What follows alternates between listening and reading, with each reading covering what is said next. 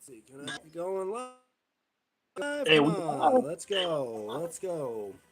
There he is. Hey, we're here with. Welcome back, guys. This was part two of my recent episode of DMTombstone Live. First part, we had my buddy Frank. Here we are now with Brother Kane. Welcome back to the live stream, man. Been a good week. How have you been? And probably tired. Work's been long. Uh, yeah, me too, man. They had 4 days straight of 12 hours. I'm surprised I woke up at 11. Jeez. Yeah. But I would say, thank God at least able to continue to do this live stream. Guys, probably going to be another hour or so. So literally, we were having 2 straight hours of DM Toon Live. First hour just happened with part one, part two. Now this time with Brother Kane. So guys, again, if you are enjoying these live streams, make sure you're hitting the like button. Keep track of it up above me right there. I see it. Hey, how you doing? And you guys don't. But if as well, you're new to my channel, want to know what I'm all about, especially like this new bad boy. Sorry. This new bad boy I got from a good old friend of mine called Smith Carlos. Find him up on Facebook. Uh, he does great quality belts for a great price. Like I say, check these guys out. And as well, check out my full review on this belt. My main channel, like, share, and subscribe if you haven't already, guys. Come on. 15 away from 900. That means a Let's, lot to me. And as well, let's check get it. out my buddy here, Brother Kane's channel. He does wrestling related videos and as well gaming videos for you guys. As you will see on the shirt that I have here. He's rocking his Brother Kane merch like me. I'm rocking my DM Tombstone merch. Technically, it's not merch, but eventually I may work my way to merch. I just need to figure out some partners and figure out ways. I'm pretty sure of it because this is just a generic stuff. I'm just wearing this for my channel because the DM Tombstone belts, you gotta rock out, show your logo around every now and then. Once eventually I may do when I get big enough. Hopefully when I start getting monetization and revenue. But in the meantime, I like to say, first off, how's your week been, Brother Kane? And so far, not too bad. Yeah, I'd say mine too. I mean, just this day, it was just a couple of days ago I got this beautiful thing. I'm surprised that I would actually get something like 10 pounds of gold. Because never suspected me to get something like this at all. Neither have I. Because I was not rocking NW. I was not much with NWA growing up. But then again, if you're a true belt collector and if you're a true wrestling fan, most belt collectors, you gotta have an NWA Don't Globe in your collection.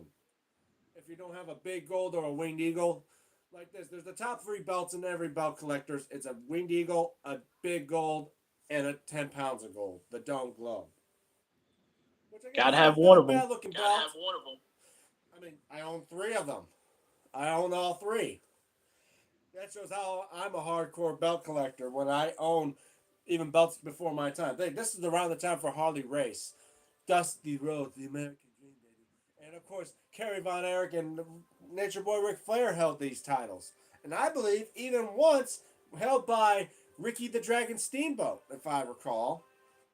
Not sure, but then of course there's.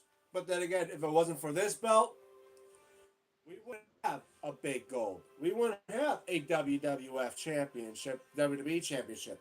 There wouldn't have been an ECW championship if it wasn't for this belt. Absolutely.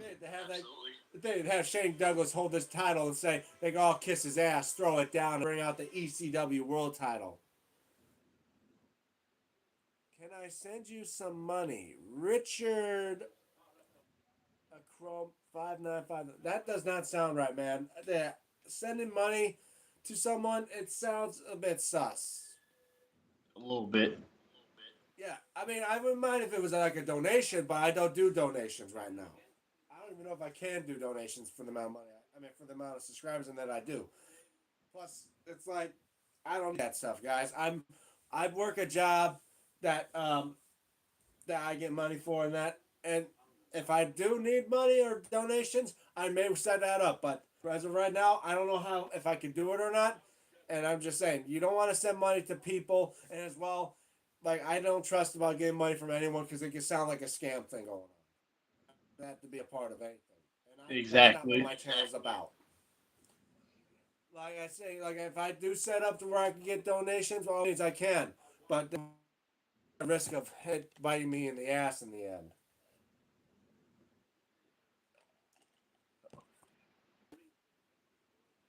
But yeah, but then again, when I look at this belt, other than the fact I said in my reviews there was a couple flaws for it. The fact that the end of the globe, I just realized, is not perfectly centered. Like if I put my fingers between them, this side it's closer here than it is on that side. Like the spacing in between the globe is it's a couple Uh, inches one way. And as well,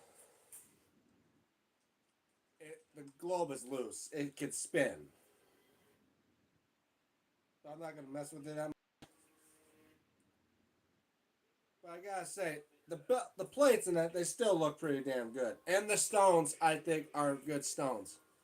I sub. Thank you, more play, more the better, because it helps me out. And I'm surprised. Normally, I would not have been doing a lot of live stream today, but today it's not. It's a nice day. It's not that hot outside, so I thought if it was going to be a good 80 degrees today, I would go. Take a.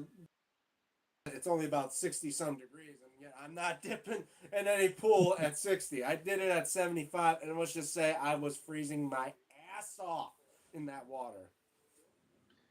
Can you say my name?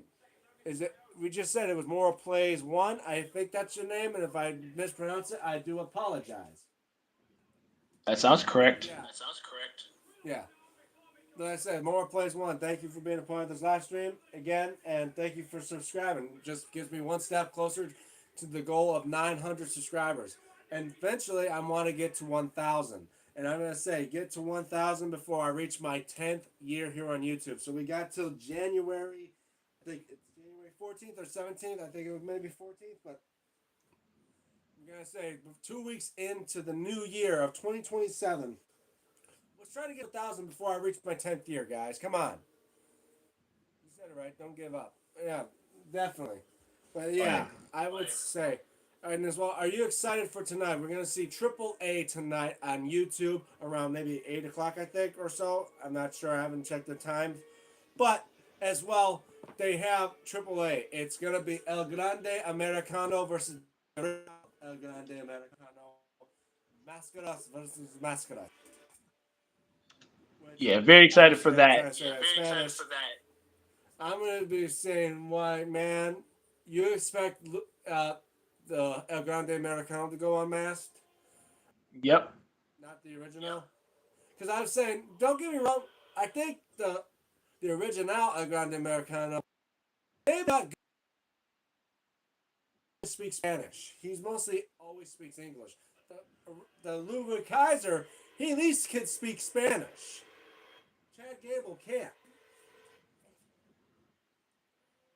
I think it's best bet to have one that can actually speak Spanish, still keep his mask.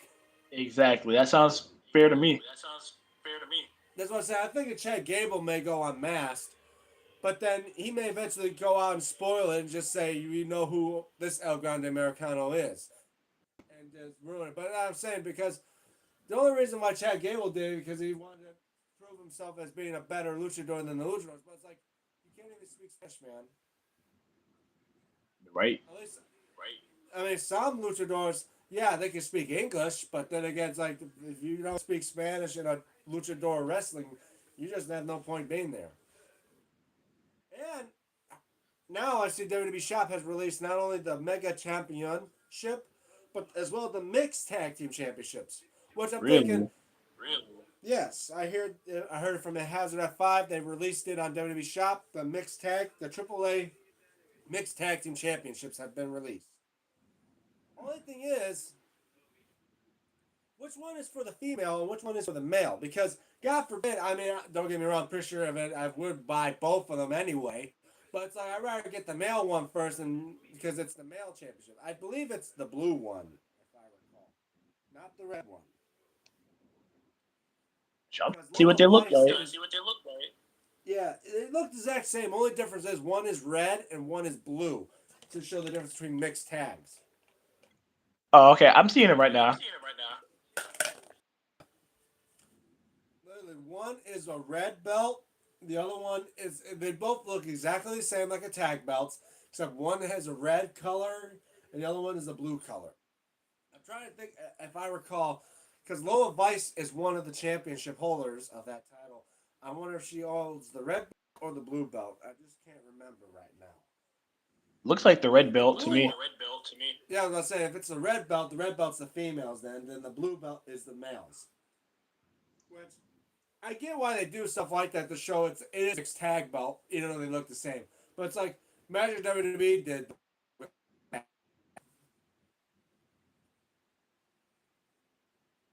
I only asked 60. Okay. Subscribers. Yeah. Well, there you start off small. There, when I started, I was lucky to get over around 50 so subscribers a year. The And then same. when I did, what, but then I did something that helped me jump up to subscribers. Did like when I showed off my YouTube belt and I gave it out to Michael Green, aka Kid Behind the Camera. Next thing you know, I get a Twitter account. I get over 100 subscribers. Next thing you know, my channel gets growing and growing. Now here I am, not near over 9 years later, on the verge of reaching 900 subscribers, and I'm surprised I made it this far into YouTube, and hopefully go bigger and better than ever. Because right now I'm starting to work more on my belts, getting more of them restoned, getting send out straps, and getting more belts. Because I gotta say, out of all the belts in my collection, this NWA Dome Globe is a rare. It's just a shock for me because I never suspected to get an NWA belt, but it is a give you that. Oh yeah, definitely Only beautiful. thing is, yeah, I say a beautiful belt, but for someone like me, from my side, it looks like a kid's belt on me. I mean, when you have like an NWA belt, and here I got a Backlund belt, the WWF Championship, compared to the Dome Globe. Dome Globe is slightly bigger, and this thing just feels like a toy belt. Well, don't feel like it because the damn thing feels heavy. I'm saying, compared to this with the Dome Globe, it almost looks like kids' belts on my shoulders. My dad is a millionaire. Wait, your dad's a millionaire? More plays? Hmm. Not something you want to be telling people.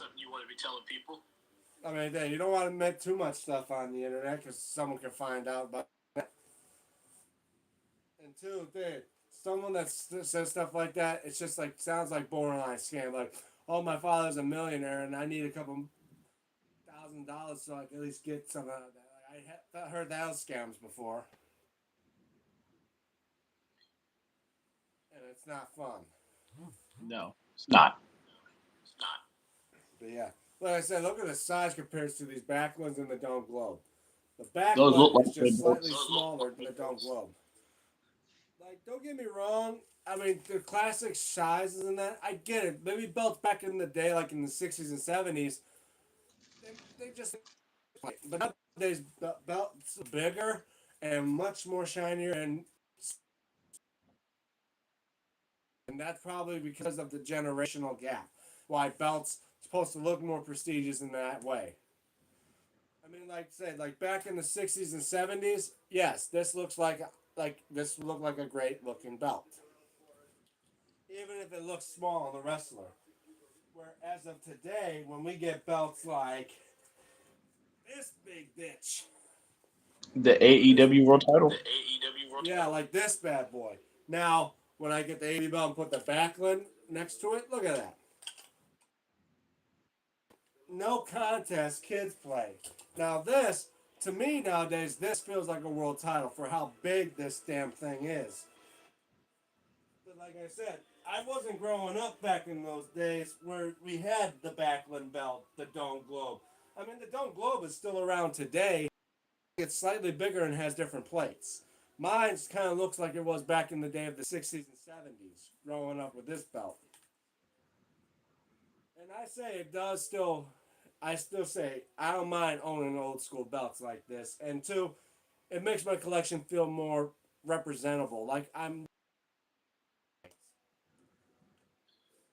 That's how it's supposed to like be. I get, well, yeah, like I tell people, like, yeah, you gotta remember, if it wasn't for the fact that this belt came about, Dome Globe, known as the 10 pounds of gold, and pretty sure probably wondering, for it to be called 10 pounds of gold, actually weigh 10 pounds? Well, I have this in my hand right now, and I gotta say, it's not. I know what 10 pounds would feel like. I own a rated R spinner. That damn thing weighs nearly 13 pounds. Does not even weigh anywhere comparable to that. My replica US, WWE United States belt weighs more than this. The current WWE United States, not the old school one. That one is light as hell. The lightest, pretty sure the lightest belt I have to my collection is either between the NXT. It's probably the NXT tag belt. That thing feels so. I could chuck that thing 100 yards if I wanted to. I mean, it feels so light in my hand. I can literally toss it in the air and it come down until like 5 minutes after I chatted with. That's how light the thing feels like. It's not even a pound. And they in the NXT tag belt and it had weight. This thing here feels like it's a good like 5 to 6 pounds. It just shows that this guy built this belt pretty damn good. For real.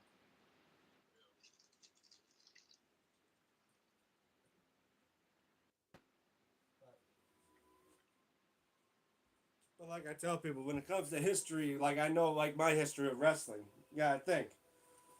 The Dome Globe was the only belt that starts it off during the National Wrestling Alliance. For the fact that when the brand when the wrestling territory started to split off when we get WWE and WCW, this was around for WCW and TNA most of its time through linear. Hell, even WWE wrestlers were fighting for this belt. Then when they split off, you get the belts like the Backlund belt, or first you had the Bruno San Martino championship, which was shaped like the U.S. And then it evolved from the Backlund, the Big Green, and etc. etc. WCW comes about. They had this championship while until they got their own WCW championship, which Ric Flair was known as the WCW champion. This belt, but then he was to the big gold, which would become the WCW championship. ECW. Again, Shane Douglas held this title, said the greats like Ricky Steamboat, Dusty Rhodes, and Ric Flair. They could all just kiss my ass, throw it down, and close out the ECW championship. Literally, every single championship we've seen in a wrestling promotion today has to give credit to this very championship right here. Because if it wasn't for this championship, we wouldn't see the titles of today. We would not have probably the TNA championship. We wouldn't have Right. we wouldn't have an ECW championship or a WWE championship. We wouldn't have all these championships if it wasn't for this belt. This belt spawned at least good 5 world championships for every world territory. I mean, wrestling territory it came from. And I gotta say, it's a good thing to have this part of the history and part of my collection. And there's been other multiple titles that have had this design as well. I think there was a title called the Junior Heavyweight Championship that NWA had that looked exactly like this, except I think it was on a red or brown strap. I'm not quite sure. Pretty sure Pez would know, but Pez ain't here today. But like I said, I think there's certain histories of these championships. And the thing is, I don't know if even the strap is accurate enough, because I think most, like the original strap, the snaps go all the way to the secondary plate. I mean, I've seen like replicas do that. I'm not sure. I'm Maybe, but I say this is realistic version of a Dome Globe belt that I own. And there's not many people that held this title that are still around today except for Ric Flair. And of course, we can't forget Cody Rhodes won the title as well, but he won the newer version of the title, which I believe it has a UK plate on it, an Australia plate. I mean, best bet to check is Fondue because Fondue, the website makes the Dome Globe now for NWA, and they have the current version of it up there. They also offer the classic version. Oh, nice. Yeah, so they have two type of versions for the NWA Dome Globe. In fact, let me see if I can look. Wait a second. My other phone won't pick up AC 5481. this. This what? At least you didn't say these. Then you drop it off and say these nuts. Like that's the old school gag thing. Like man, that thing was like in the 2010s. Let that die. And they're still saying it to this day. My brother said to this day, and I'm thinking, man, you're making yourself look older than you are. Like, Honestly. how is it that? And so they like, shit, no, not FanDuel, FanDu. Hey, KC 5481. Hello, yeah, hey KC. Nope, nope, nope. All right, Oh I'm boy. gonna Google this. Trying to figure out, trying to find this damn thing. Yeah. Okay, let's do. And we're starting to 6-7 already. Oh, another thing that needs to die. Oh look, FanDuel. Oh wait, no, it's on AJ's belts. I didn't ask for AJ's belts. Asking for FanDuel belts, you bastards. Yeah, FanDuel belts got good type of championships, like the FanDuel United States Championship belt for $2.99.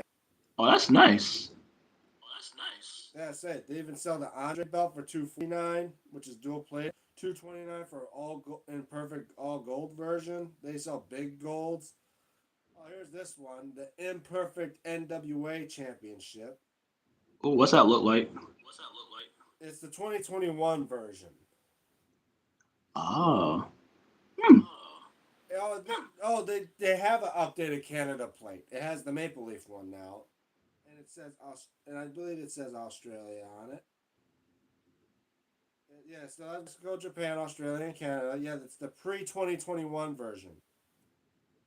The 2021 version, they have the United Kingdom flag on it. Oh, that's dope. Zoom in a little bit. Yeah, so pre 2021, where it has the classic, it's Australia. But Oh, okay, I see it 2021, now. it's the United Kingdom belt.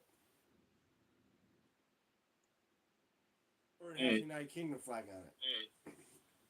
Oh, They thanks, got a lot KC of good deals on it. 5481. Yeah, I have special needs. Oh, I'm brain rotted. That's so cool. Oh, okay. That explains it. Yeah, all right. Yeah, because I said they got a lot of stuff here on FanDuel. They can even have your a Backlund replacement jewels for $15 to replace the stones on my Backlund belt. Well, I'm good with that for now.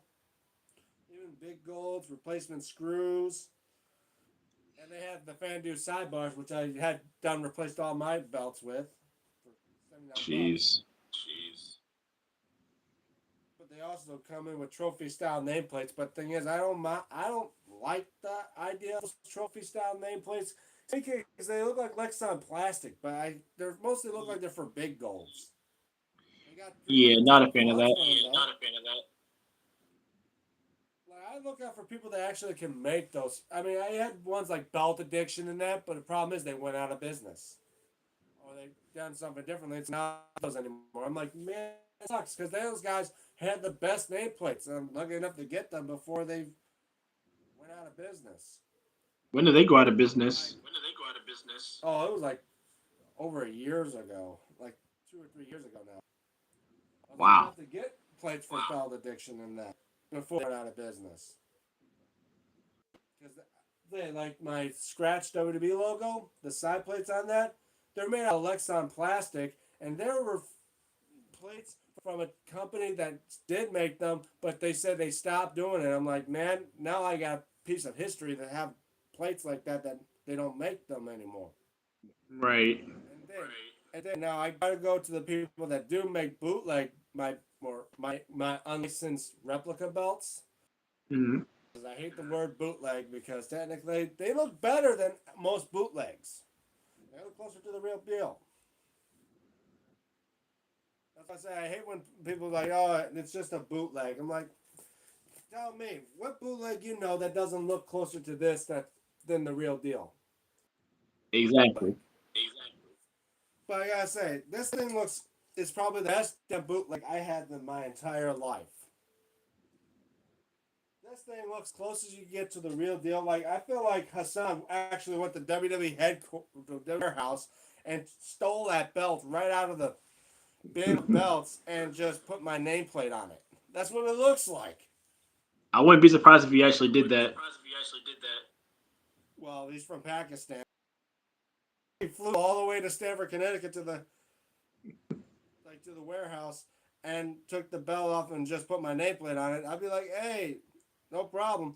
But I got this weird, and here's a weird thing too. How do you know the difference between a replica and a real belt now? Because the real belts, when they carried them to the ring, apparently I did back of the belts, they got barcodes on the real belts now. Really? It's a secure. It's I say it's more of like a security thing. So in case they misplace their belt or they lose it, they can actually scan the barcode or have it used where they can track where the belt is. So they can't say it's lost. Oh. So someone actually stole the belt from them, like from WWE. WWE can find out where you are with that belt right away because there's a barcode on the back of the belt. Mm. Which I'm thinking, well, that's pretty cool. But then again, some of the belts they go out with they look like they were just wearing damn replicas. Hell, Dom's belt that he wears, the championship, it's a replica. You don't even wear the you don't even wear the original belt no more because apparently the replica looks better than the original. I'm like, I get it maybe in for its plating because the original belt looks like the majority of the plating dulled out, but can't you just replate it and shine that some bitch up? That one that he holds now is clearly a replica because it you just put like literally you just took it right from the WWE shop place. I don't know what they're doing, but at least hopefully they re-leathered the replica they wear because that's mostly what the belts I hear they do for wrestling now. They literally take a replica and put it on real leather, and there you go. Now it's like a ring used belt because the replicas are getting so much better now with WWE that they can just take a replica and re-leather it. Hell, that's what they did with UFC when they had before they changed it to that octagon shaped belt. They take a replica and have it re-leathered. The version 3 they have it re-leathered, and there you go. It's now a ring used or a real belt. I'm like thinking, wow. So literally, the word replica can't mean much of anything if you could just take one and just wear it around on TV and now it's a real one. Including the Miz belt. It was a WWE shop belt, but he just fixed it to have the switch M for Miz, and now it's a real ring used belt. And he did that because A, if he loses the title, he can just get that one because he can't keep the real one. But if he goes out with the replica, but then he loses it, he can always say, "Can I have that?" And then he can keep it. So he played Wow, it that's smart. crazy. Because some wrestlers they can't keep the real belts. I mean, Intercontinental A. Owen Hart.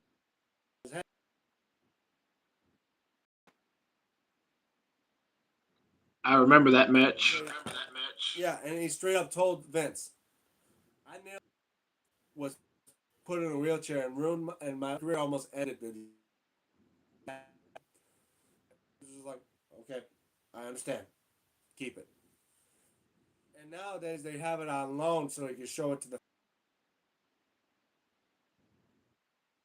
Had your career ended from a complete fuck up, but then again, I get that because a first off, when you do that's the reason why a pile driver was a banned move for a long, long time. So, but then again, they brought it back. But it's like you gotta remember, it's how you do the pile driver. Right. Because he did it, he did it in a way it was supposed to be like a tombstone. You drop to your knees. That's what they thought it was supposed to be. A tombstone pile driver was supposed to be you drop to your knees. But he Right. set him up to where it's like a sit down pile driver. Only problem was he had him set up in a way that his head was already past his knees. It's like he tried to do like a sit down pile driver, but the problem was how you do that. Your opponent's back is supposed to be against you, not his front. The front is set up for a tombstone. The way I'm saying it like this: say like you set a guy up for a power bomb. Say like for a pillow when you do it when you try to go for like a tombstone, you got you're facing them this way. You set them up like this, and then you drop to your knees. And yet you have it set up, or you do it so quickly. When your knees hit, you just push him off, and he falls back, flat on his back. And it's funny I'm saying this, trying to give away the secrets of wrestling, but hey, they're already out there. So I'm telling you, that's how they're supposed to do a power driver, or that type of form of a power driver. You you're never supposed to do it. Or and for the sit down one, where you have the guy set up for a power bomb, you lift him up, and then you drop down on your ass. But yet you have your his head tucked into your knees slightly. For big thigh, like for having big ass thighs, I'd say just have it tucked like around the crown of his head, not below the ears, because you don't want his head sticking out underneath you. Or as Right. well, when you're jumping, or as well when you're going for the sit down, you jump up a bit, and as soon as you mat, you let go of him and push him off. So there's no chance his head ever touches the mat. That's mostly like how I say about when it comes to those type of pile drivers. Like the tombstone one, you're dropping to your knees. Your opponent should always be it should be face to face type of like of a pile driver drop. When you're doing the sit down, your face is against his side. It's face to back. But when you drop to your knees, it's face. That's what I'm trying to say. When Owen did it, he kind of messed up. It was basically face to face, and he was doing a sit down pile driver. That was a bad. Yeah. But Very then bad again, problem. and two, if you're covered in sweat in that, obviously you're getting too sweaty. You may not have it set up to the point where you have a little bit more distance between his. That's the part that Owen kind of messed up on. But at least he didn't. It wasn't just an accident, and two, he apologized for it, and he knew what he was doing. Iram, that's me, Kane. Oh, hey, Iram, how you doing, man? Like What's I going said, on, man, Iram? for me being in the yeah, I say because I've done wrestling, so I'd say I know like the risk and what you do. You want to make sure you secure the guy and make sure you don't have any slippage. That's why even when Undertaker did Stone, because they one time Hulk Hogan said, "Oh, you hurt my neck, man," even though his head never even touched the mat, let alone the chair. He was just trying.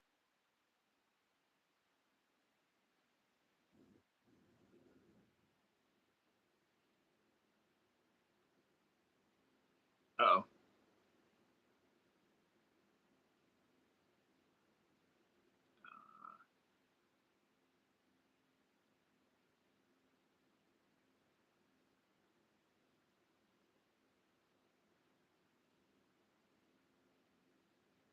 Hopefully, it's not messing up.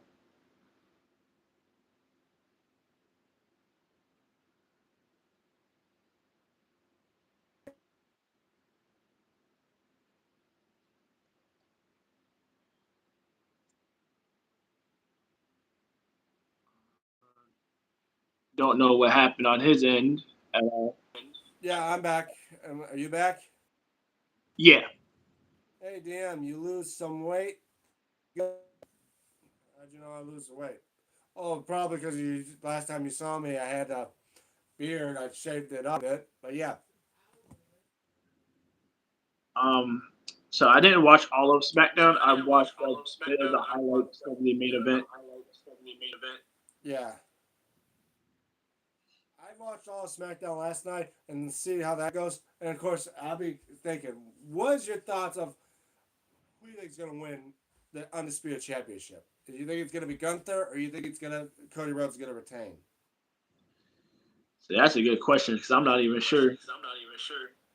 I'm not so sure myself. I mean, don't get me wrong. I can see Gunther maybe want to win it, but I think they want to set up another Cody versus Randy before giving Gunther the world title. Yeah, I definitely think so. That's what I say. I feel like Cody may retain. Well, the world championship, I think I want to see Jacob Fatu win. Same. Because if not, they're going to say they're going to end up firing his ass at the end of it anyway. Unless that's all just skit, like just a skit. He's just going to go back to SmackDown and go for the Undisputed title. But I feel like, hey, they give Jacob, like, change it up a bit because Roman's not going to be wrestling that much. He's a part timer now. I feel like just give it to Jacob. At this point, that's what they should do. As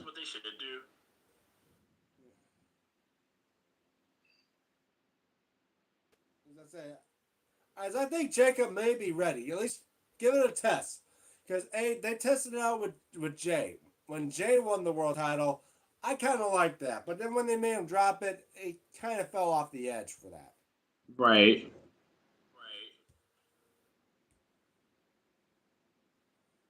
We should not watch SmackDown. It's just a waste of time. Well, I've been watching SmackDown for a long time. I've been watching it probably since the day it was around, like around the Late. early 2000s and that.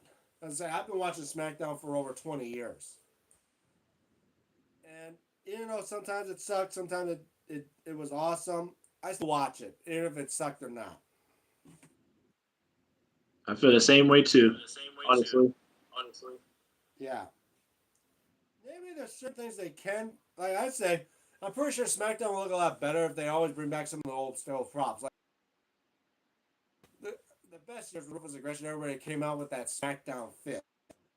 Yeah, that And I get was it. ruthless aggression. They're saying the old school props on stage type stuff. That made it feel good. Like I get it now, all about LED boards and stuff like that with pyro and that. But it's like, whatever happened to old school style with the showing off of like how it's like for me it's nostalgia. Like I like to see like when they go through throwback Raw.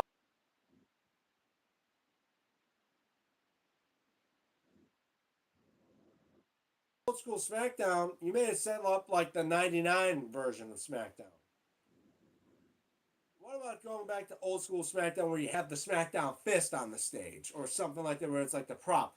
Again, it'd be hard to lift the damn thing because it weighs nearly 6 tons and it could literally crush anyone if something went wrong. But I'm thinking maybe scale it down a bit. And like I say, people like to see an old school style SmackDown fist. Like I grew up watching the show from 2001 all the way to 2008 when it retired the SmackDown fist. But they don't. Even, I'm pretty sure they may have that old school style SmackDown on WWE 2K26. They actually do, surprisingly. Yeah, well, because it's part of the history. I mean, they have the was a diagonal shaped thing. Why wouldn't they have an old school SmackDown logo? Exactly. I mean, they even have old school ECW and all that stuff.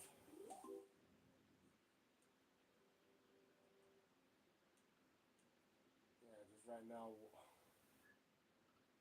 To be honest, I haven't seen much of Zack Ryder or Matt Cordona this year. Oh, Matt Cardona. Well, he was on there last night versing Sami Zayn. It's just that I find it odd that he leaves WWE to try to build himself in the Indies, and he does that. But when they bring him back, he's just like the exact same thing. Like, what is WWE trying to do with Matt Cardona? Like, are they just trying to just bury him? Like Triple H does not like this guy. That's what it seems like, honestly.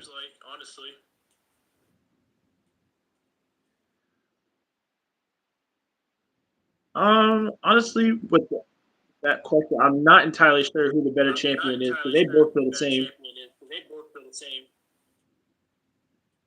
The thing is, like Sami Zayn, I believe could be a world champion. I think he would definitely do good as a world champion as a face. I Hey, mean, give me 1 minute, real quick. maybe. Oh, all right. Yeah. What's up? It's like I'm like 3 minutes. I'm 5 minutes from home. I gotcha. I'm about to be a on the slide. Oh yeah, I will. I'll be over there in a little bit. Alright, babe, what you doing? I'm on YouTube right now. Doing some Okay, bet. Hand me a bit of thing. I'm gonna be home though. All right, but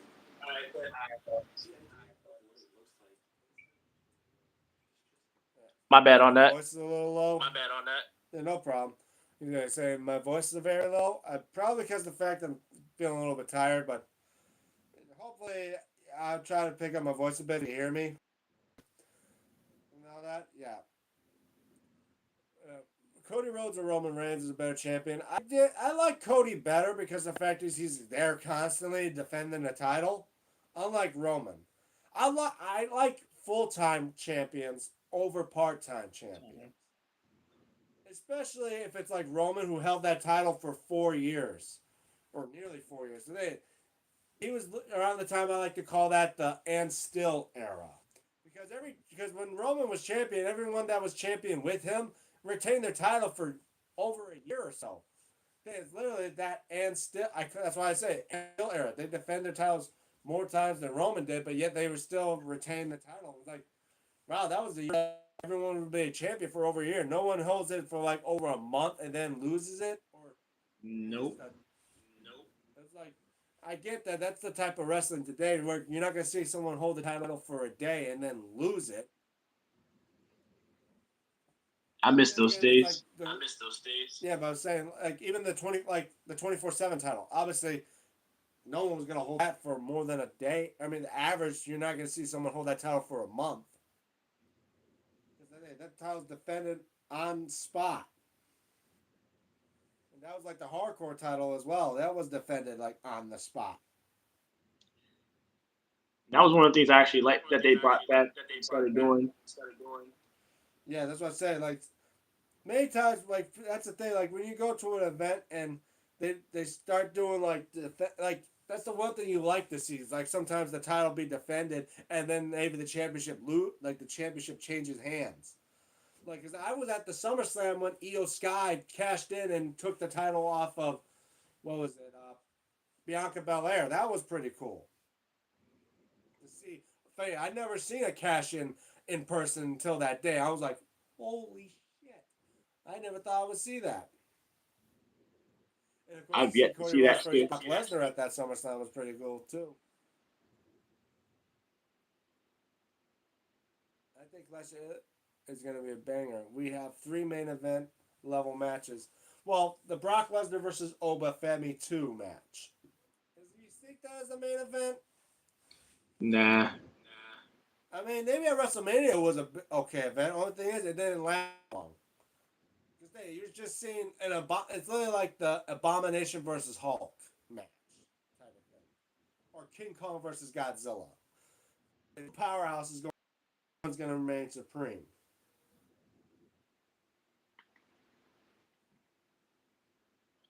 I feel like they'll have Brock Lesnar win that match though.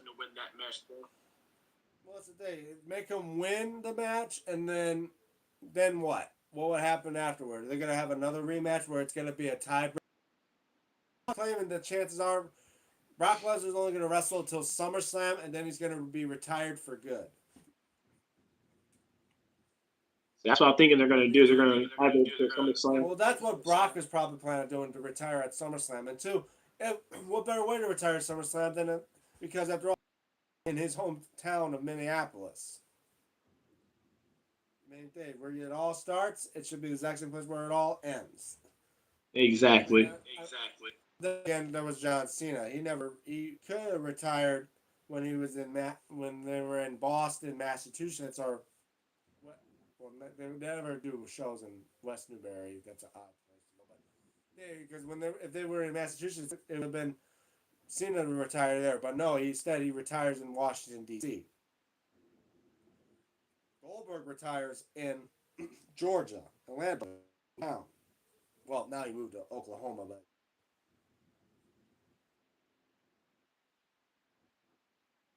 AJ Styles, he retired. That was inside.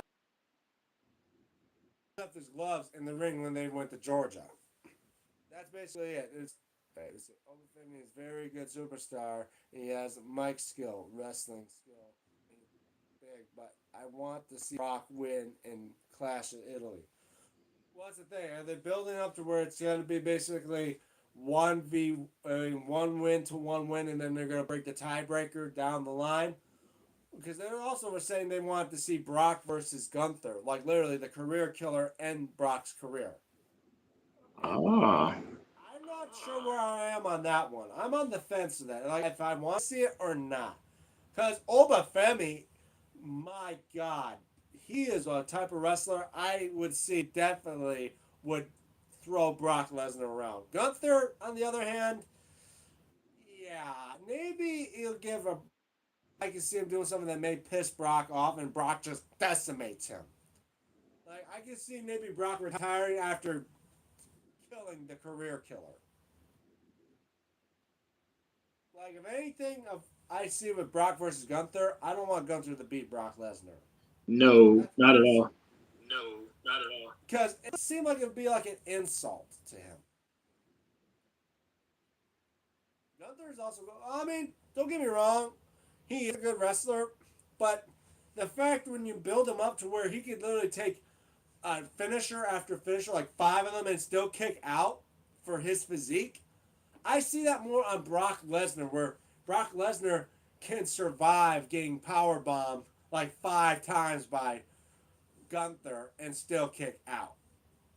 Where I see if Brock Lesnar hits Gunther with at least two F5s, Gunther is going to stay down. I mean, I remember back in the day when Brock was in his prime, one F5 kept anybody down. It took Yes. until there's like big characters like Undertaker and Kurt Angle where it later takes F5s to take it down. And then years later we get to where the only one that I think so far is Roman. Roman's the only one that takes like six F5s in one WrestleMania to put him down. I'm thinking, you just made Brock's move look so damn weak for your physique. Because he's not Roman's not a big guy like Brock. And I'm thinking he took six F5s before he said I'm down. It's showing that Hmm. Brock's F5 is not as strong as you think it is. For like smaller wrestlers like Kofi, one F5 put him down for sure. Dean Ambrose, one F5 took him down. Ray, like all the smaller wrestlers, the F5 is still will take them down. But when you get to like big popular stars like Roman, literally you have to hit him with a damn tractor, which he almost did at SummerSlam to put him down. And now Literally. I feel like because it's supposed to be how it is with wrestling. When you get older, your moves don't hit as hard as they're supposed to. When Undertaker was near the end of his retirement, the tombstone everyone was kicking out of. It wasn't just one tombstone and they were done, unless you're John Cena. Of course. I mean, he took a choke slam and a tombstone and one tombstone. I'm thinking, wow, all that did and John Cena just didn't kick out. It takes nearly two tombstones for Triple H and Shawn Michaels, and John Cena's somewhere up above them. And I'm thinking, one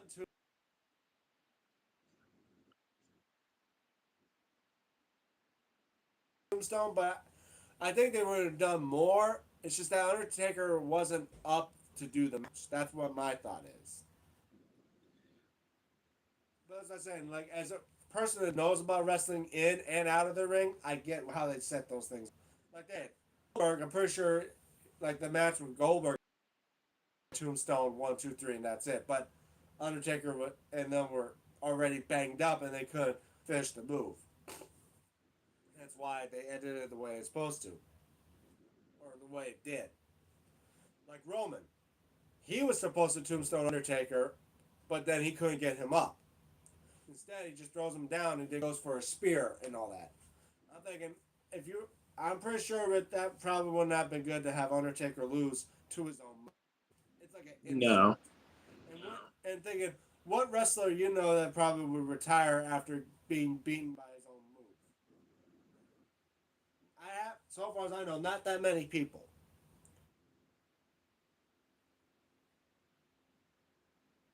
I want to see Gunther retire all old superstars like Brock, Punk, and Randy, like this career-ending character. Mm. Don't get me wrong, maybe so, but then to call him the career killer is like Randy Orton being the legend killer. Maybe that if he does face Randy, he can be saying, I used to be a legend killer, but now I'm going to be the one that kills a career killer. But like I said, like, already Gunther's got a lot added to his resume. He's the one that retired AJ Styles. He retired John Cena. And he retired Goldberg. Three big characters already that added to that resume.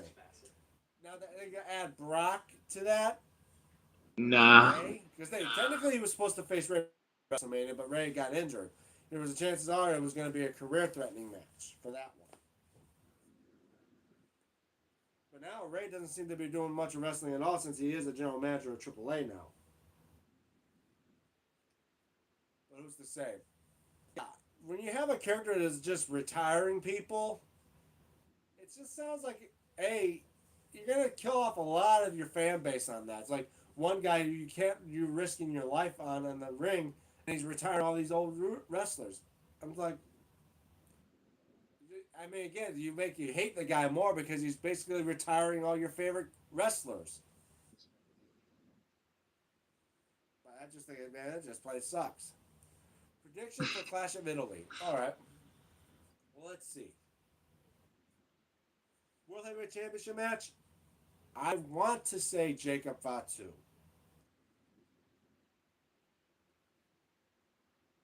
Even though I'm pretty sure they're gonna probably give it to Roman some way, shape, or form. I'm thinking out of the shocker value of it, and I'm pretty sure it'll make a big pop. Jacob Fatu. Gunther versus Cody. Unless they're set up to where Cody gets screwed in the end by Sami Zayn or return of Randy Orton or something like that, I want Cody to retain. Just because. But I feel like they're going to make Gunther win out of some way, probably getting screwed out from. Because they're building up Sami Zayn to be more back into his heel form. And I'm thinking he's already having clash problems on SmackDown. I think Cody may end up getting screwed thanks to Sami Zayn.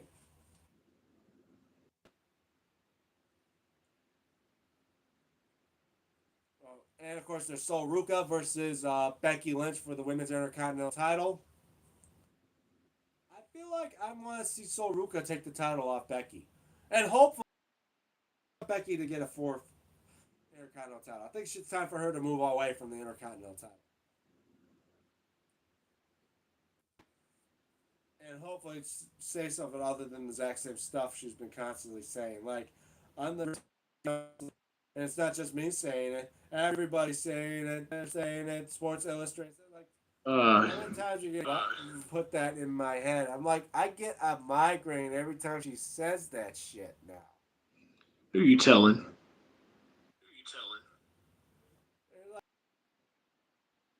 You know what else I'm saying? You may be the greatest, but you're also annoying. And that's just not me saying it. Everybody's saying it. Brother Kane's saying it. Everyone on YouTube is saying it. And I'm pretty sure of it. This whole damn crowd is saying it. But you know what I'm saying, Becky? You're a bitch! Then again, I don't want to get no shit from Beck. Out there, if it ain't a chance, I may get shit for this if Becky Lynch probably sees this video. Because apparently, I hear that apparently it claimed to be real WWE that one time I actually a real Rhea Ripley, which I believe it's not real, but if so, I want to say it out there. I mean, no disrespect to you, bitch. In the way of me, what I'm saying, I'm just saying it as a skit, as fun. I'm just making fun. I'm pretty sure you're a nice person, and I don't want to get no shit. And don't want Seth to try to break into my house and kick my ass for talking shit about his wife, and the mother of his child. Not just out there as a joke. All right. Now, I say for I want probably would say So Ruka for the Shocker repeal to win the Intercontinental title, and Becky Lynch move off to go for a world title again. Predictions between Brock and Oba. That's a hard one because a lot of people are suspecting that Oba's probably going to drop him in this one too. But if that's the case, I want to maybe. I feel like it could be Brock may pull out a sneaky win on this one. I feel like he's gonna figure out a way to put a sneaky win out. Or maybe he'll put a Kimura on Oba and break his arm. Probably. Maybe get back to that old school style of Brock where used to put Kimura on people and break their arms. I mean, because he did that before where he broke Shawn Michaels, Triple H's, and of course Mark Henry's arm. Because the Kimura submission move is actually a real dangerous move. All it takes is 5 pounds. And you know how easy it is to do 5 pounds? Easy. All it takes is a easy. There. When we put someone in that move, all you gotta do is just a simple. You're dislocating his shoulder, dislocating his arm from his elbow, or if not yet, breaking that arm. And I gotta say, when I saw someone do that in a cage when I was with my brother, I saw it. I literally turned away. I couldn't look. As soon as I looked back, I saw his arm spinning around like a pinwheel. I'm like, oh god, he broke the arm. Out of Jeez. there, and here comes that. One thing to see it on TV, but to see it in real life when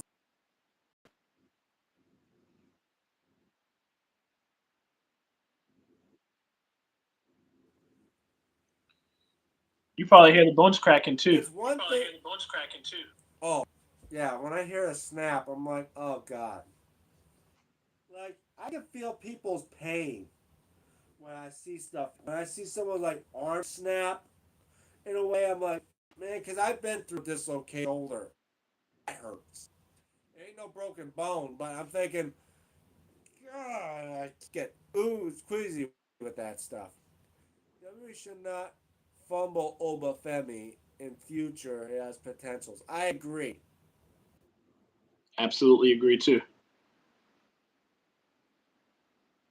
If you're going to keep Oba on a big push, you don't want this. If he's going to lose to Brock Lesnar tomorrow at Clash of Italy, make it set up to where Brock sneaks out a win. Does something to where he has no. Where it's like he cheated his way to win. Or some way he could just get a victory because he's Brock and he just wants to prove that he's still good. And set up for a tiebreaker down the line.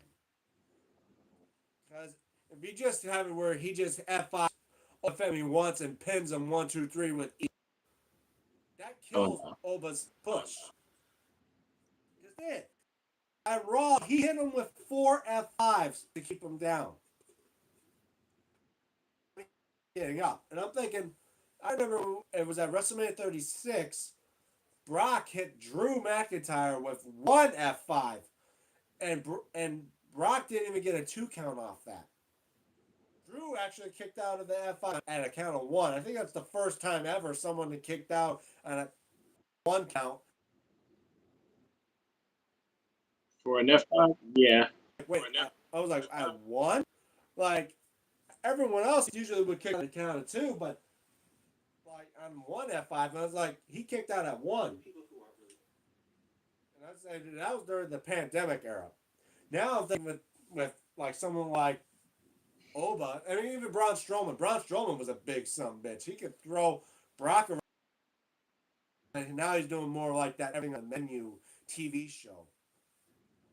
But don't get me wrong, if WWE's paying to enjoy some good ass food, I would join him too. Just Oh yeah, probably won't eat as much as he absolutely. would. Yeah, because I think some one of the episodes is gonna have Mark Henry on there. I'm like, man, these guys are gonna eat the whole restaurant out of business. But yeah, like I'm saying, as long as they don't have Oba lose to Brock with just one F5, because I feel like it's gonna probably take, like you said, it took three F5s just to keep Oba on the ground struggling a bit to try to get back up, and the fourth one kept him down. So it'd be proven that an F5 ain't as powerful to someone like Oba Femi unless you do it multiple times. And if we're seeing four F5s on Raw to keep him down, how many is he going to get through to keep him down at Clash of Italy? That's what I'm saying.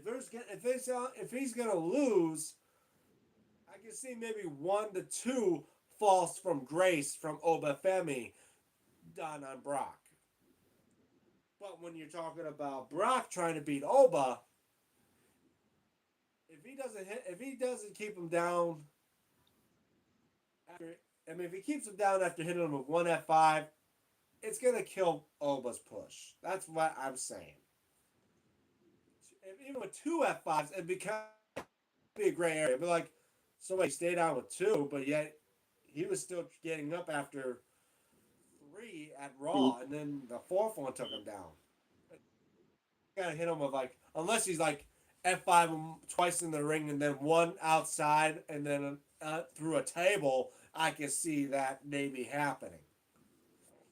But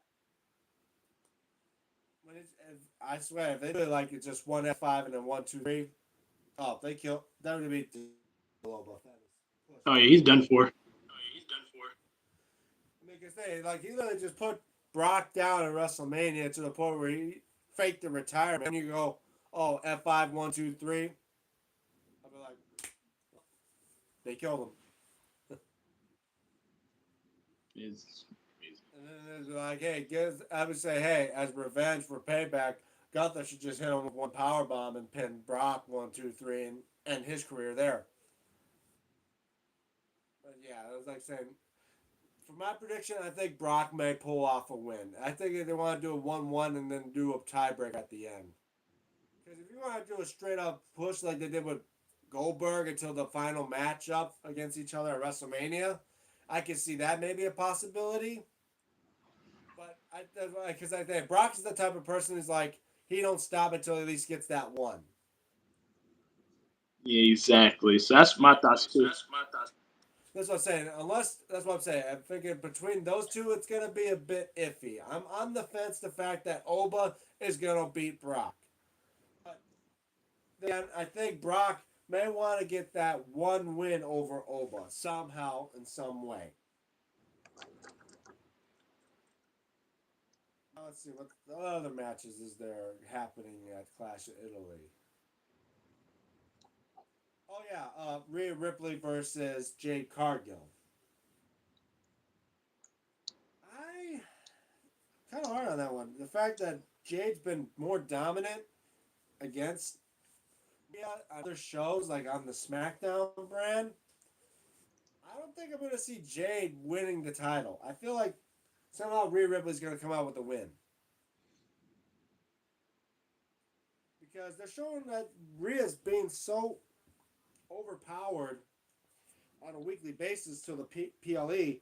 It's just showing she's going to put out a lot more potential to Clash Italy. So my thoughts and my money, I'm going to say Rhea Ripley's going to retain the title. Same here. And I think that's pretty much all the matches I know of. But the weirdest thing, women's world title, they're not doing much with them or the women's tag titles. Nope. Hell, even the women's US title, they barely defended that damn thing. Well, I want to see more title matches. Hell, bring back well, they are pretty sure bringing it back. Clash of Champions, where it's supposed to be every title was supposed to be defended. Give every championship a defense. Actually doing it. After all, when you brought out the United, I thought it was, but instead you only had that damn thing defended every now and then. Basically, a useless title,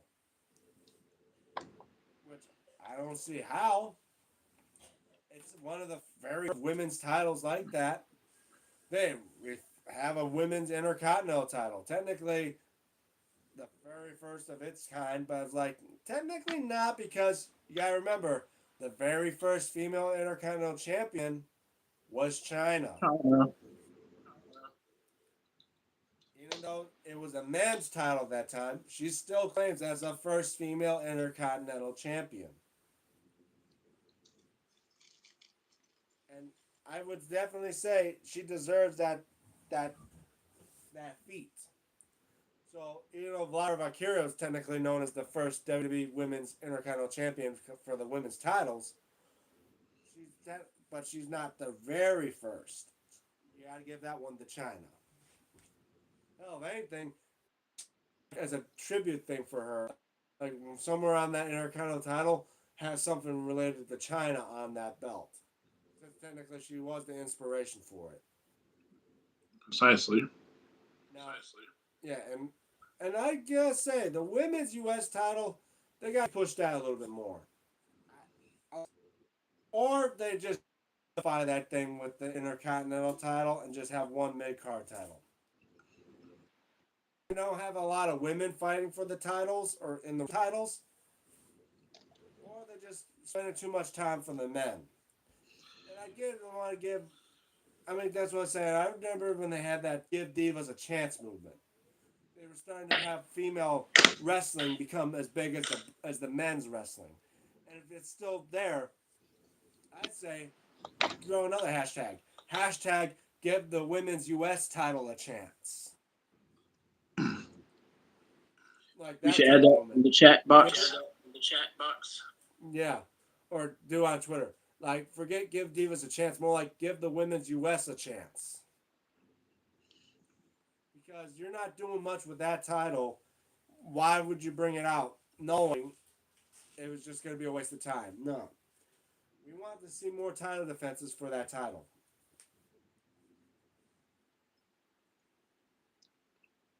And I think that's basically it for Clash of Italy. I mean, I'm not sure much of AAA other than that one of El Grande Americano versus El Grande Americano for the mask versus mask.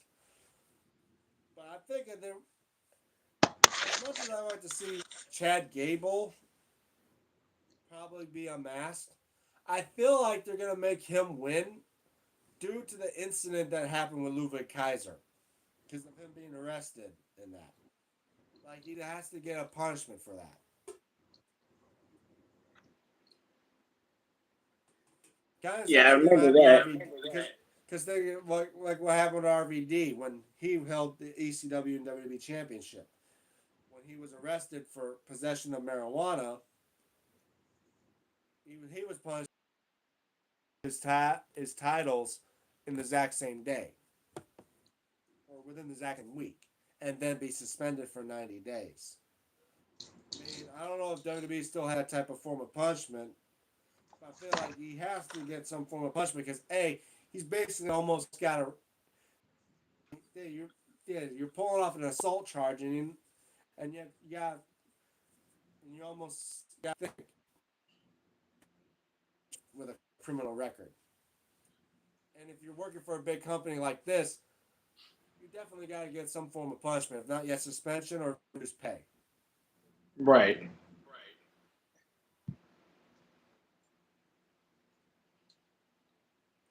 That's what I'm saying. I feel like due to the fact that him arrested, I think WWE wants to punish him by having him lose the match to Chad Gable. Be More right back. likely what'll happen.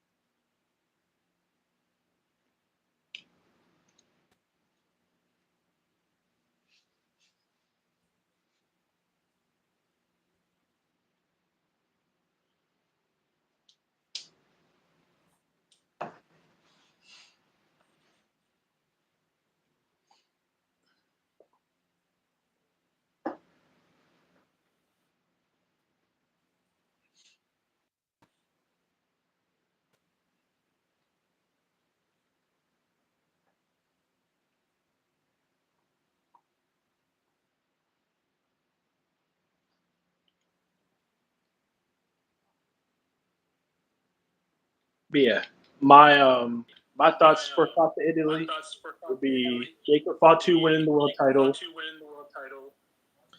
Cody Rhodes retaining the WWE title, Rhea Ripley retaining the women's championship, um, So Ruka winning the Intercontinental title,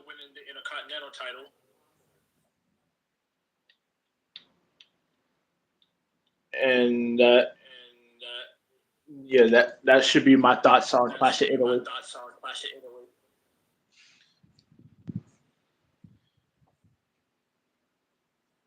So we'll see what happens. But apparently, there's been rumors going out for the world title. I don't know how true it is, but we'll see. I'm back. What were we saying? Well, I was saying there may have been some rumors for the world title for Jacob Fatu and Roman Reigns, but I don't know how true it is.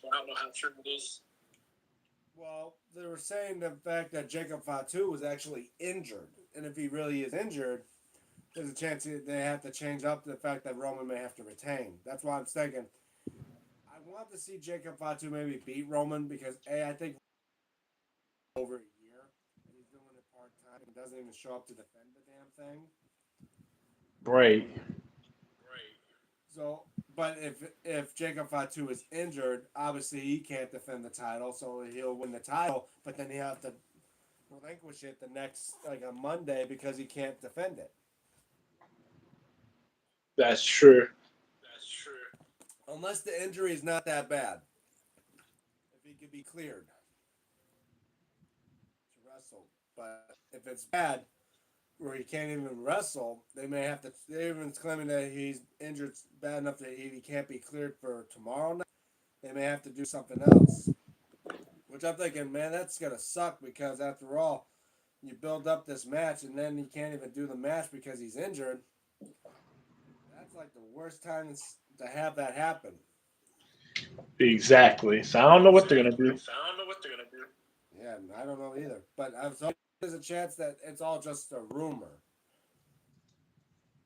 But then again, like I said, like I don't want like Roman's already a part timer and he's already here and gone, and he's probably moving on to be a Hollywood into Hollywood. Just like Cody was saying. Cody is maybe thinking about retiring. Well, I'm going to move to Hollywood as well to be an actor because he enjoyed his time being Guile from Street Fighter from the movie that's coming out in October. I'm thinking, man. I mean, a lot of good wrestlers end up going to Hollywood. I mean, they had John Cena, The Rock. We're gonna have what, and Hogan as well. We can't forget about Hogan. Now we're gonna see like Cody Rhodes and Roman now join up in that group. It's like, wow, wrestling. You just go to Hollywood and there you go. You become somewhat. Become an actor. You're not like yeah, but I'm saying they're not that big because they like The Rock, like somewhat up there, but he ain't no like no Tom Cruise or he ain't no Liam Neeson or Keanu Reeves. Right.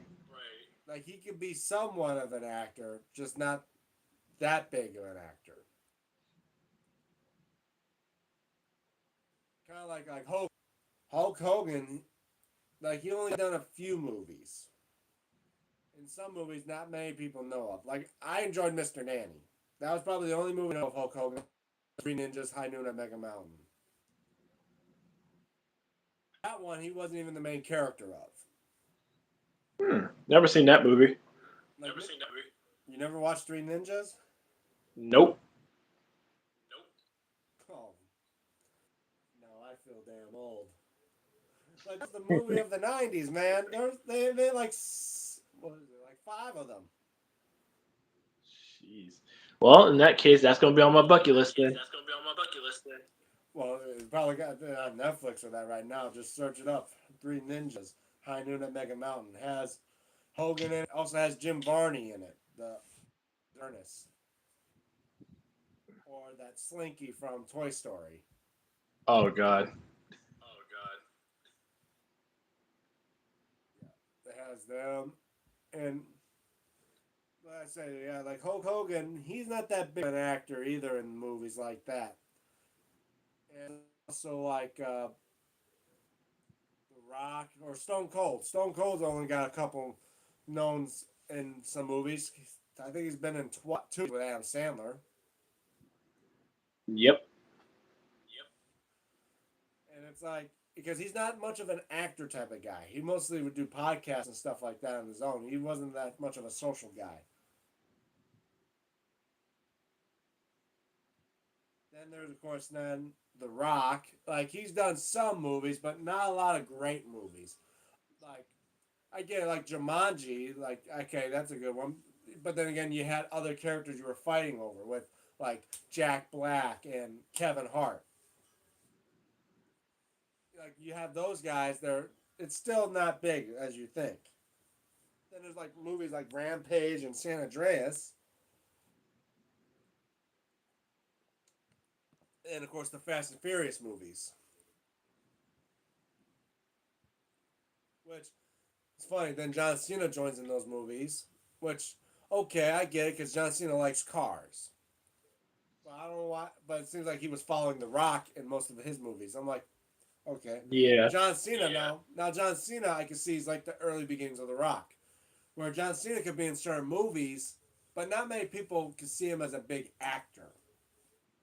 Even in big movies like where he's in DC. Well, guess what? The Rock was in a DC movie too. Remember Black Adam? I remember. And of course, but then in John Cena, I can see him being more popular than The Rock when it comes to DC movies because after all, like Peacemaker. That's that's what I'm saying. John Cena's an actor, but he's not in big Hollywood movies. Like The Rock's not in real big Hollywood movies and that do stuff like that as well.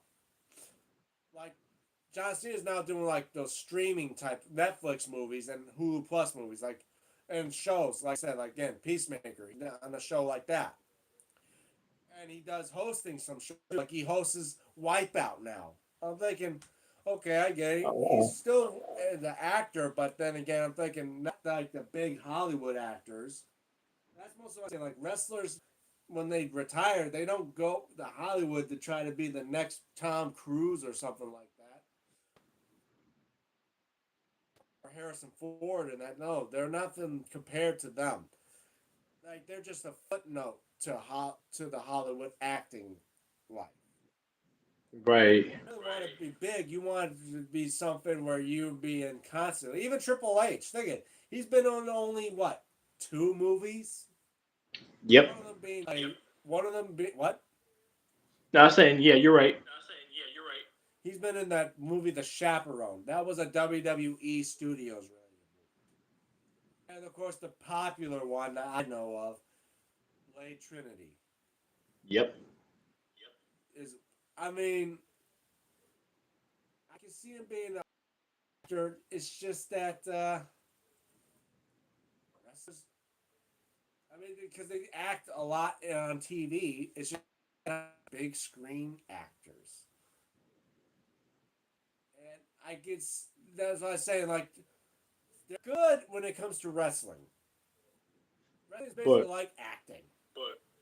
But when you talk about doing it as a where you're just pretending to be this person for a movie,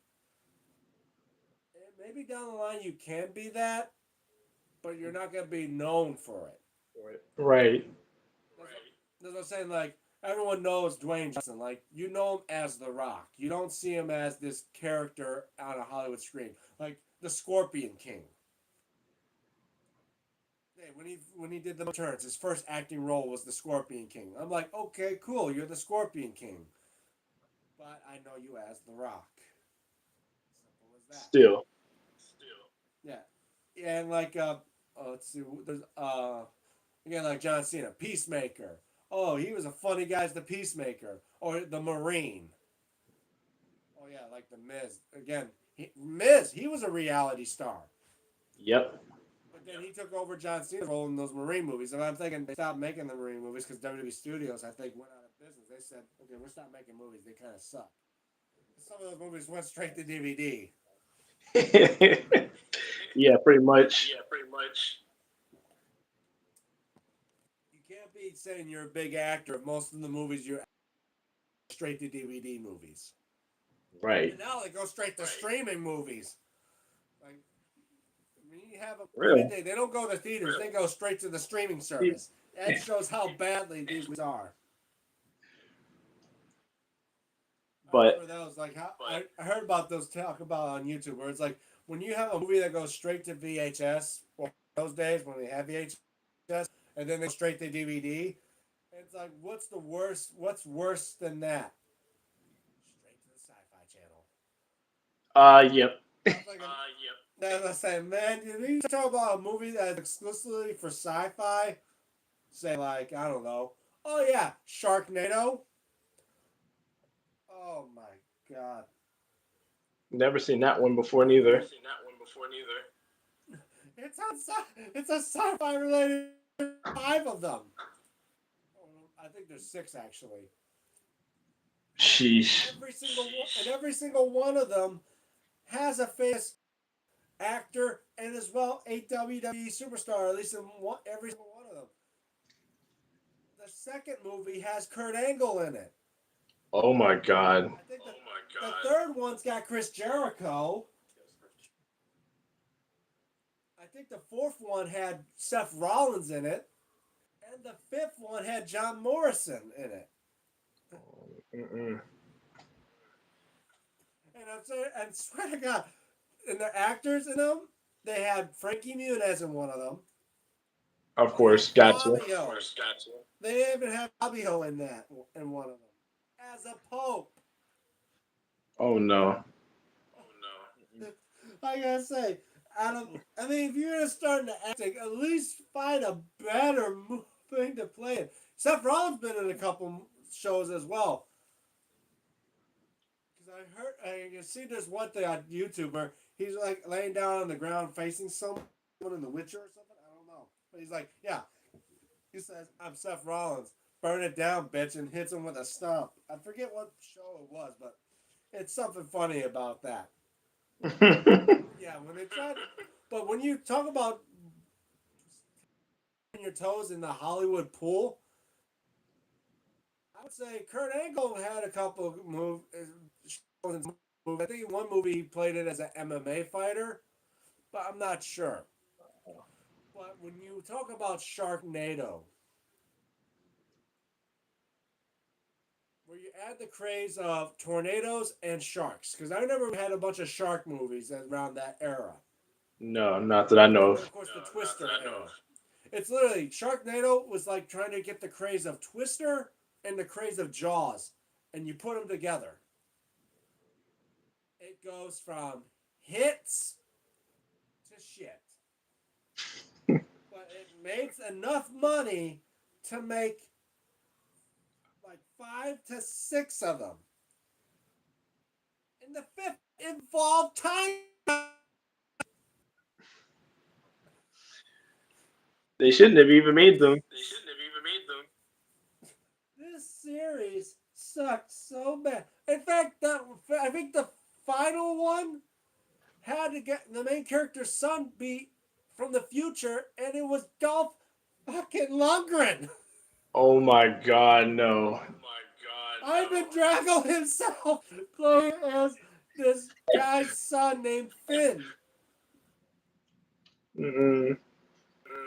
If you watch the whole series, you can see how ridiculously stupid Sharknado was. But it got so stupid. I guess it was so stupid people watched it for just to laugh at it. It became so popular enough to make fucking 6 of them. And they continue off of that series to have the characters do Discovery for Shark Week. Are you serious? Yes.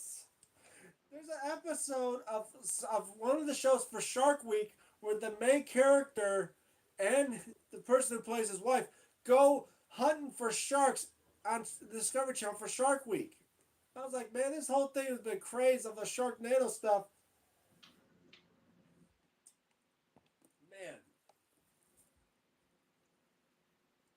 When I keep on seeing stuff, luckily they said 6th one was the last Sharknado. That's what it was called, the last Sharknado. Oh, thank God. Yeah, thank God for that. Because if this thing became more of a franchise to where they made like 10 to 20 of these things, Oh no, that's going down, like down, like down. 'cause first off, the first Sharknado was possibly okay, but it was the worst CGI graphics of all. How the sharks were, they can't even make the sharks look real, like in there. Then again, of course, now there's a Netflix movie out there that's a popular thing with the hurricane and sharks go inward, but that's a whole. But that at least that one felt way more realistic than Sharknado, for God's sake. Oh yeah, oh, I forgot. The late Gilbert Gottfried was even in the series. Really? Yeah, Oh like talking my about god. like every type of like smoke NATO, fire NATO, safari NATO type thing. I shit you not. You just gotta look it up.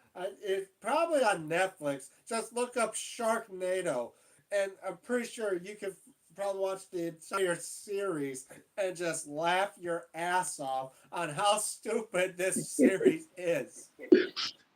If anything, I'll watch it later tonight for sure. But like I said, the second one's got Kurt Angle in it, playing as the mayor of New York. I'll tell you that.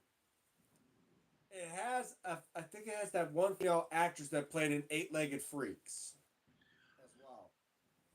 Is it I the think she's main in there one of as the main well. characters? Well, the one who played Sam from Eight-Legged Freaks, like the sheriff I from know who you're Eight-Legged talking Freaks. about. I don't know what her name was. Yeah, I forgot her real name. Like she played Sam, the sheriff, in the Eight-Legged Freaks movie with David Arquette. Which is funny. When I met Nick Castle at this Astronomicon. David Arquette was there. I was surprised no one up there to talk to him about the Rumble or the Scream series. I always want to go up to him like, "Hey, how do you feel about Eight-Legged Freaks?" Which is funny. They actually made a video game on that. You're kidding. Well, it was a computer game. It was called Eight-Legged Freaks. You basically are you're an unknown character, and you're running around shooting down the spiders from the orb reavers to the jumpers. I think there's a couple of levels, but then again, it was an old computer game around. But they used to have a game of Eight-Legged Freaks. Well, I'm thinking, man, some of the movies these people act in, and I'm thinking, yeah. And I'm thinking, yeah, even Frankie Muniz. He was in like I want to say he was in the third one, but it may be the fourth one. But Frankie Muniz made an appearance in Sharknado. I mean, he died off, but to have Malcolm from Malcolm in the Middle himself play in this movie, Oh my god. and I think this guy, dude, Frankie Muniz is an okay guy. Dude, he Yeah. started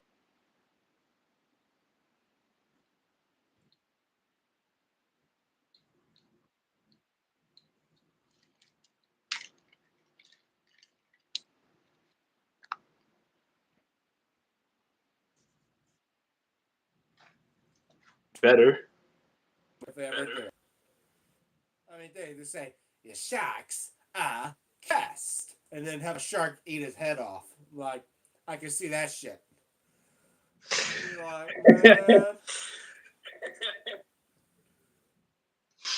Like, some movies that wrestlers are in, like I said, I watched The Nanny. That was an okay movie. I'll watch it any day. So, I haven't seen No Holds Barred. Like, some movies that have wrestlers in them, okay. Like Spider Man. Macho Man Randy Savage. Yep. Boom, so is ready. Like, who would not forget about that? Can't Probably forget the Randy best movie Savage. of Randy. Like, that was probably the movie Randy Savage was in. I mean, other than the fact he was in Ready to Rumble with David Arquette wrestling him in that convenience store. That movie was basically nothing but a WCW advertising. Literally. But, like I said, I never watched it. I wasn't maybe not a fan of it. But I say the best movie Randy Savage was in, Spider Man. then of course there's other movies that have wrestlers in them, like Blade, the best one for Triple H. Is the one Yep. I've seen. Yep. Now for like super and as well for DC, like okay, like The Rock has a couple appearances in there. Like one wrestler, I'd say Black Adam's okay. But then they have John Cena, and there was Peacemaker when he shows cameos up for Suicide Squad. Like I like when John Cena was not the type of character you see on TV, where now he's like dropping f bombs in that. Like that made me laugh when I see John Cena more like that. He's like where he literally shoots a guy and he's like non-lethal, I win. He tells him explosive rounds, blows up, and the guy tells him no one likes to show. And he literally says, unless what you're showing off is dope as fuck. I'm like, literally, John Cena has like literally like when he goes uncensored, I see him more like watchable than that because they on TV he's the clean cut. You barely would think he'd drop a cuss word on anything, but then when he plays a movie, he just like starts cussing up Storm like oh shit and like that type of stuff. And I'm like, okay, I get him now. Yeah, I completely understand it too. Like, and that's another thing too. Nobody ever talks about the original Suicide Squad movie when they have that because then when you say Suicide Squad, they think of the movie with John Cena with Peacemaker Mm-hmm. and of course the Shark. What about the original one that had Will Smith in it as Deadshot? Like, no one remembers that. Kind of like the Justice League. There was two versions of Zack Snyder version and the one that because I've seen both versions. Oh. Like the original version where Superman came in with just the regular blue and red and Right. gold colors. Right. But the Zack Snyder version, or the Zack Snyder version, with the black suit, and had a different ending. That's what I'm saying. Like most times, you only hear about one version. Just like there's two movies called Suicide Squad, but nobody remembers the very first one with Will Smith. Everyone just sees the one that had John Cena in it. Underappreciated. I do like that. I do like the John Cena one, maybe just a tad bit more, though, because it's more comedic. I mean, come on, Oh you yeah. have John Cena playing Peacemaker, and they're acting all goofy and shit, and you have the character King Shark, voiced by Rocky Balboa himself, Sylvester Stallone. Can't get any better than that. I mean, because too, I like the funny when you think he runs up to the character and goes nom nom and then eats the guy. I'm like, imagine the worst way of dying, having a big ass shark run at you with the voice of Sylvester Stallone going nom nom, and then just eats you up. I'm like, and he acts like how it's funny, like all that shit. He's like, See, I don't even fake know if that mustache. would even go. Yeah, but there's only one original character in there, and that's Margaret Robbie playing Harley Quinn. That's the only one that stuck around. But that's what I say. It's like there's two. It's like, hey, was that supposed to be a remake or is it like a sequel? Because how is it a sequel when it has the same title name as the other one? Yeah, that I have no idea of. Yeah, but like I said, like some of them, like as I say, like to me, I feel like some wrestlers maybe could be better in acting than others, but Oh they're yeah. not gonna be like the next big Hollywood hit. Right. I mean, that's what I'm saying. Like when, like Hulk Hogan, he was the first. Well, not technically not him. Sergeant Slaughter was, Mm. but Hulk Hogan when he hit the Hollywood craze, the only biggest movie I know him in was Rocky 3, and for only a short period of time, Thunder Lips. But then when he tried to become the main character, all of them kind of sucked, except for maybe Mr. Nanny. Then That's just yeah. me saying it. Yeah. Because Suburban Commando, it, it, it was stupid. Um, Bard, okay, it was like a wrestling promotion movie. But Suburban Commando also kind of hilarious because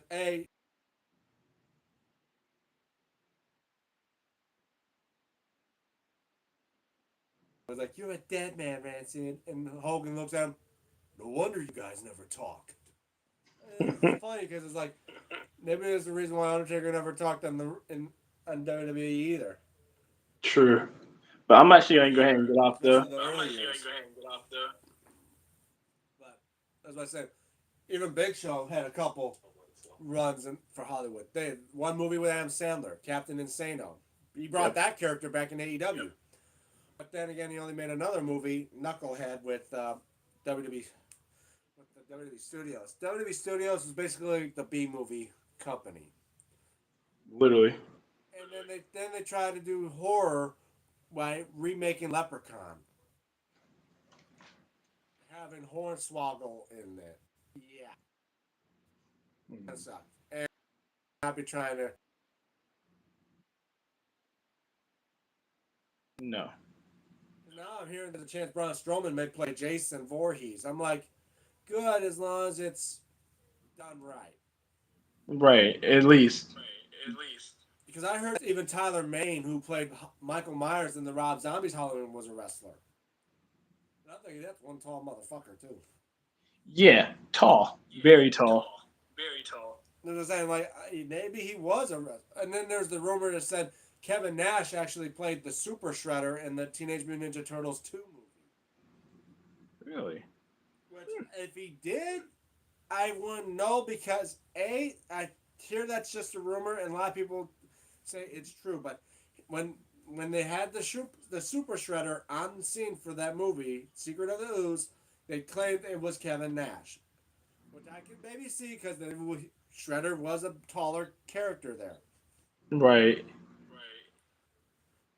There's a possibility. But then again, they also said in Freddy vs. Jason, some scenes where you see Jason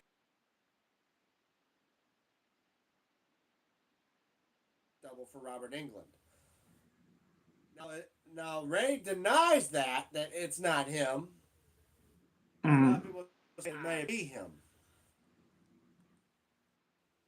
Probably somebody that looks like him, I guess. Maybe. Or something like that. But as well, like here's another one.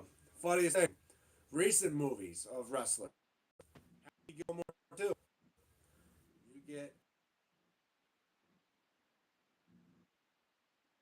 Hmm. which one will you think you see more of? Do you see the WWE's wrestler, or do you see more of the AEW wrestler? Because there's only one character in there from WWE, and she was the bad guy. It was Becky Lynch. Right. Actually, watch Happy Gilmore 2 on Netflix right now. And of course, there's the other one, the AEW character, playing Adam Sandler's son. It was MJF. Which I think probably because the fact they're more related, because they're both Jewish. They probably grew up around New York.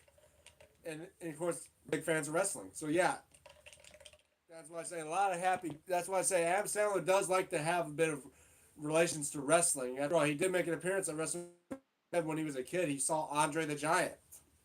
Yep. I I was saying, yeah, definitely he's a remember big that. wrestling fan. I'm like, that's what I'm saying. Like, he's a big wrestling fan, but I'm like, WWE never have a chance to call him out or something. Like, have these stuff. They get other people like Logan Paul, Jelly Roll. I mean, they even had Chuck Norris one time, but it's funny they don't show any tribute to Chuck Norris, even though I feel like he done he done stuff with WWE before, like in the coffin match, he kicked Double J away to be like a bodyguard for ringside. I'm thinking they got to at least induct Chuck Norris into the Hall of Fame At least. because he's at least been there before as well. I mean, if they could induct Ozzy Osbourne, and but I hated the fact how they did wrong after he passed away. What Becky said about him when she was the champion. I don't even remember what it was that she said on the. Well, she was like saying like about Ozzy Osbourne, like he at least moved away from London and stuff. Like, the best thing about it is when he croaked or something like that. I'm like, wow, I get it, you're a heel, but you're gonna talk crap about Ozzy. Just literally, it was weeks after he passed. Oh wow.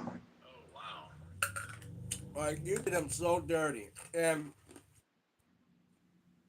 funny thing was, I think one of Ozzy's kids, I think it was his daughter, posted like, "I would beat your ass." I'm like, "Please do, because I think you deserve to get an ass beating for talking shit about the late Ozzy weeks after he passed." Exactly. So Like I said, like, son, like I wouldn't mind until they even Johnny Knoxville from Jackass. They brought him in for one match. I'm surprised they haven't inducted him yet. hopefully, maybe next year. Hopefully. Well, we'll see, because they always would have.